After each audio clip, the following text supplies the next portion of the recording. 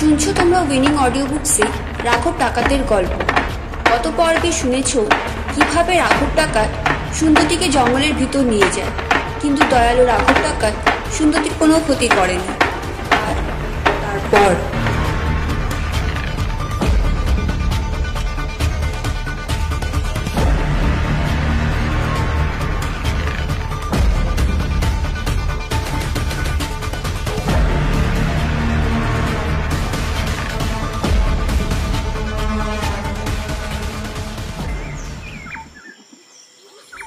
দিদিমণি, ও দিদিমণি, ভোর হয়েছে, এবার ওঠো। সুন্দরী উঠে পড়ে, চোখে মুখে জল দিয়ে বিরার হারুর সাথে চলল নগরীর প্রান্তরে। শোনো দিদিমণি, এ কথা সবাই কিন্তু জিজ্ঞাসা করতে পারে, কোথায় ছিলে বা কিছু বলবে জঙ্গলে হারিয়ে গিয়েছিলে পথ চলতে চলতে, না হলে কিন্তু তোমার ওপর চাপ পড়বে, লোকে খারাপ বলবে, অপমান করবে। মাথা নেড়ে হ্যাঁ বলে সুন্দরী। আর শোনো, কাউকে কিন্তু বলবে না আমরা এইখানেই বসবাস করি, হ্যাঁ? আর এই সোজা চলে গেলে তোমার গ্রামের কাছে চলে যাবে। ইচ্ছে তো ছিল পুরো গ্রামের মধ্যেই তোমায় পৌঁছে দিয়ে আসি, আমাদেরও তো বাঁচতে হবে, তাই না বলো দিদিমণি? মাত্র এক রাত্রের অতিথি ছিল সুন্দরী। এরা যে এত ভালো হয় তা কল্পনার বাইরে। গ্রামে পৌঁছে গেল সুন্দরী। গ্রামের লোকেরা কেমন করে যেন তাকাচ্ছে সুন্দরীর দিকে, সেটি মোটেও ভালো লাগলো না ওর। উত্থানের সামনে পৌঁছাতেই জমিদার ব্রজেন্দ্র তাকে বলে উঠল, ওইখানেই দাঁড়াও। কাল সারা রাত কোথায় কাটিয়ে এসেছো? বাবা বাবা আমি হারিয়ে গিয়েছিলাম জঙ্গলে। জঙ্গলে হারিয়ে গিয়েছো কেন? তোমার তো জঙ্গলে কোনো কাজ নেই। তুমি কি ডাকাত দলের হাতে পড়েছিলে? গোমতী কিন্তু বলেছে ওদেরকে কারা যেন ঠেলে সরিয়ে দড়ি দিয়ে বেঁধে দেয় আর তোমাকে তুলে নিয়ে যায়।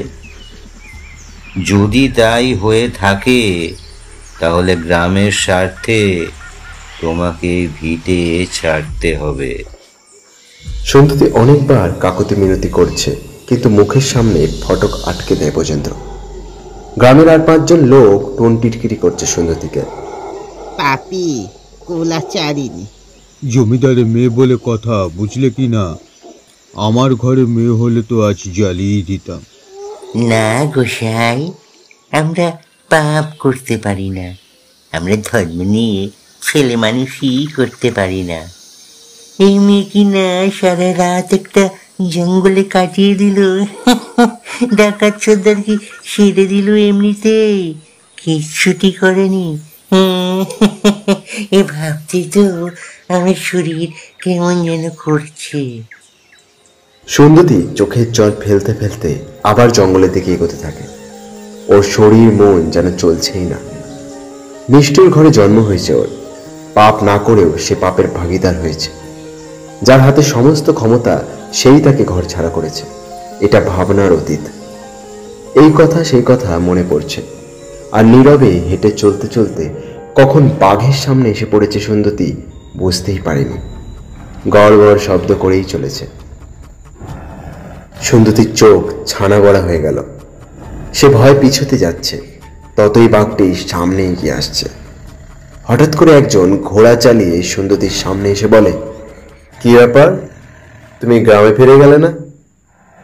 বিরার হারু তোমাকে ছেড়ে দিয়ে আসেনি? সুন্দরীর মুখ থেকে শব্দ বেরোচ্ছে না। বাঘটি খুব সামনে চলে এসেছে, এইবার সে আক্রমণ করবে। বাঘ, সামনে সামনে বাঘ। ওকে নিয়ে চিন্তার কোনো কারণ নেই, তুমি নতুন বলে ও অমন করছে। কিছুক্ষণ পরে বসে দেখবে ওর পাগলামি। সুন্দরী তখনও থরথর করে কাঁপছে, শরীর পুরো জলে ভিজে গেছে ওর। আচ্ছা ঠিক আছে, তোমার যাতে ভয় কমে যায় তার ব্যবস্থা আমি করছি। এই যুবু, বসো এখানে। দেখছো না দিদি তোমাকে দেখে কেমন ভয় পাচ্ছে? উনি আমার লোক আছে, বসে পড়ো। যেমন কথা তেমন কাজ। বাঘটি সত্যি সত্যি বসে পড়ে লেজ নাড়াচ্ছে, আর তারপর কিছুক্ষণ মাটিতে গড়াগড়ি খেয়ে মাথা নামিয়ে শুয়ে পড়ে। সুন্দরীর বুকে জল আসে এবার। তাও সে পাশ দিয়ে যাওয়ার পথে রাঘব ডাকাতকে শক্ত করে ধরে রেখেছে। কুঠিরের সামনে এসে এক ঘটি জল আর 3টে বাতাসা দিয়ে বলে, আপাতত সম্বল এটিই আছে, দুপুরে কিছু ভালো ভোজনের ব্যবস্থা করব নয়। তা এবার বলো, তুমি বাসায় ফিরে কেন যাওনি?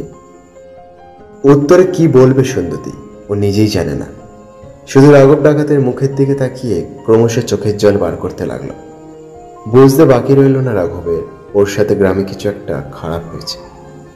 আজ থেকে প্রায় 1 বছর আগে ঠিক তোমার মতন আমার সাথে হয়েছিল। তুমি জমিদার কন্যা আর আমার দিদি ছিল ওনার স্ত্রী। আমাদের জমি জমা যা ছিল তাই দিয়ে দিদির বিয়েটা সম্পূর্ণ করে বাবা। দিদির বায়নাতে আমাকে কুসুমঘাট থেকে 6 পয়সা দিয়ে কিনে আনে। বাবা মারা যাওয়ার পর পর আমি দিদির কাছেই পড়ে থাকতাম। লেখাপড়া যে বিশেষ করব সেটার সুযোগ আমি পেলাম কই। গ্রামের মাস্টারমশাই উনি আমাকে পড়াবেন না, কারণ আমার কোনো পরিচয় নেই। একদিন গ্রামে জাতপাত নেই, গোসাই একটা থেকে বাচ্চা কুড়িয়ে মানুষ করছে। জাতপাত নাই থাকতে পারে, কিন্তু কিন্তু আমি তো পরিচয় দিয়েছি। সহবান, তুমি এরূপ কথা কেন বললে? সহবান মুখ ভেঙচে চলে গেল। তখন আমি খুবই ছোট, 5 বছরের ছেলে আমি। বুঝলাম আমাকে কেউ পছন্দ করে না। জমিদার বাড়ির নিয়ম আছে, সেরূপে আমিও ওই বাড়ির ত্রিসীমানায় যেতে পারি না। একদিন তোমার বাবা আমায় ডেকে দিদির গায়ে আগুন দিয়ে আমার ঘাড়ে দোষ চাপিয়ে গ্রাম থেকে বের করে দিল। তোমার দিদির সাথে তোমাকেও মারতে চেয়েছিলাম, তাতে দোষ আমার বাড়বে, কোনো প্রমাণ থাকবে না, তাই তোমাকে আমি বাঁচিয়ে রাখলাম। বুঝলে সুন্দরী, যে পিতা নিজের মেয়েকে ছাড়েনি তার কাছে আমি তো অনেক দূরে। তবে তুমি চিন্তা করো না, এইখানে তোমার কোনো অসুবিধা হবে না আশা করছি। তোমার বয়স কত হবে? সুন্দরী হাতের ইশারায় বলে 19 বছর। ও, তাহলে তুমি আমার হইতে 1 বছরের ছোট। এখানে সব রকম ব্যবস্থা করা আছে। ঠিক যেখানে তোমার পা রাখা আছে ওই পাটাতনের নিচে একটা সুড়ঙ্গ আছে, ওইখানে আমার সব রক্ষণকারীরা থাকে। যদি তুমি রাখতে না পারো তাহলে মঙ্গলার সাথে বসে শিখে নিতে পারবে। ও একটা অনাথ মেয়ে, আমি উদ্ধার করে আমার কাছে রেখে দিয়েছি, আমার মেয়েই বলতে পারো। তাহলে তুমি বিশ্রাম নাও গিয়ে, তোমার পোশাক আশাকের ব্যবস্থা আমি করে দেবো হারু আর বীরাকে বলে। ও, ওরা তো আবার 3 থাকবে না, দেখছি কি করা যায়। আমিও রওনা দেব, 3 মতো আমিও থাকবো না। ডাকাত আমরা, লুটপাট করে দিন চলে আমাদের। তবে চিন্তা করো না, আমি আজকে এইখানে আছি, তুমি এবার নেমে পড়ো। সুন্দরী নেমে পড়লে রাঘব পাটাতনটা আটকে দেয়। সন্ধে কখন হয়ে গেছে সুন্দরী টেরই পায়নি এখনো। সে কখনোই ভাবতে পারেনি আজ তার এই অবস্থায় আসতে হতে পারে। বাড়ির জানালায় বসে কত দূরের পাখিকে সে শীষ দিয়ে ডাকতো, ছাদে বসে কত গল্প করতো নিজের সখীদের সাথে। ওরাও সুন্দরীর চুল বেরুনি করে দিত। পাখিগুলো গম খেতে আসতো আর সুযোগ বুঝে তাদের ধরে খাঁচায় বন্দি করত। আজ সে নিজেই বন্দি, কাঁদতে থাকে সুন্দরী। এমন সময় একটি মেয়ে এসে বলে, সুন্দরী দিদি, খাবার খাবে এসো। এই জায়গাটা দাদা সাহেব বানিয়েছে প্রচুর কষ্ট করে। এখন তুমি আসল জায়গার থেকে প্রায় 20 ফুট নিচে আছো। জল বাতাস আসবে সেটির ব্যবস্থা করা আছে, না হলে তো দম বন্ধ হয়ে মারা যাব। জঙ্গলে অনেক ভয়ঙ্কর জন্তু আছে, ওদের হাত থেকে রক্ষার জন্যই এটির বন্দোবস্ত। সুন্দরীর ভালো লাগলো এই মেয়েটির কথাগুলো। ধীরে ধীরে মানুষ কোথার থেকে কোথায় চলে আসে তা বলা যায় না। ছিল সে অট্টালিকায়, আজ সে অন্ধকার জগতে, নিজের বলতে কেউ নেই। খাওয়া দাওয়া শেষ করে সুন্দরী শুয়ে পড়ে বিছানায়। বাইরে গড়গড় করে তখন শব্দ। যুবু চিৎকার করছে, হয়তো ওর মনিব ওকে বলেছে রাত্রে এখানে থাকতে আর পাহারা দিতে। রাঘব বেরিয়ে গেল 3 দিনের জন্য। খবর কি? খবর ভালোই। মালকুড়ি আছে কিছু, নাকি সর্বশেষ করে বসে আছো? যেমনটা তুমি দিয়ে পাঠিয়েছো ঠিক সেরকমই ধরা আছে, খরচ কিচ্ছু হয়নি। সে কি, তাহলে চললো কি করে? ওস্তাদ জাকির আলম খান আছেন, ওনাকে গিয়ে বললাম প্রথমে আমাদের ঘোড়া লাগবে 3টে। প্রথমটা একটু মানা করলো ঠিকই, তারপর ব্রহ্মাস্ত্র প্রয়োগ করলাম, রাজি হয়ে গেল। তারপর তো আদর আপ্যায়ন কাকে বলে। নিশ্চয়ই তোমরা আমার নাম ভাঙিয়ে কাজ চালিয়েছ। এটার পরিণাম কি দাঁড়িয়েছে জানো? ওই ভদ্রলোক যত খরচ করেছে তোমাদের জন্য সব কড়াই গন্ডায় আমার থেকে আদায় করে নেবে। রাঘব আর বাকিরা ওস্তাদ জাকির আলমের কাছে পৌঁছে গিয়ে দেখলো উনি কারোর ওপর ভীষণ চিল্লাচ্ছেন। মগের মুলুক পেয়েছে আমায়। ওস্তাদ জাকিরকে চিনতে ভুল হয়েছে তোমার। আমি যখন বলেছি আমারই তো টিকা হয়েছে, তখন তোমাকে দিতে হবে। জাকির কখনো কারোর গুলামি করবে না, বলে দিবে। কাজটা কিন্তু ঠিক হলো না ওস্তাদ।